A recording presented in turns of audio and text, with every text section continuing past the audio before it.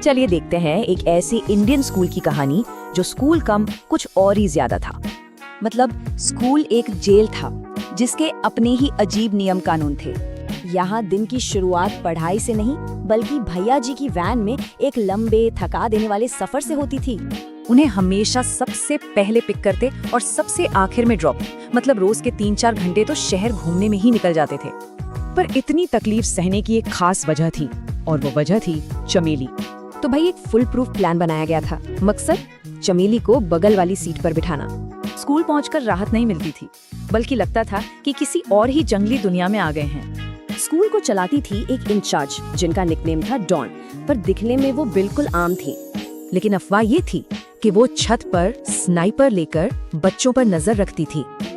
सोचिए जरा, सिर्फ प्रिंसिपल ही नहीं, यहाँ का स्टाफ और बच्चे सब एक से बढ़कर एक थे।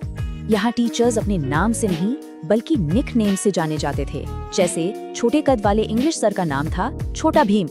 इस जेल के अंदर एक मामूली सी चीज पर पूरी की पूरी इकोनॉमी चलती थी। इस कैद खाने की सबसे कीमती चीज थी पेन। जी हाँ, वही लिखने वाला पेन।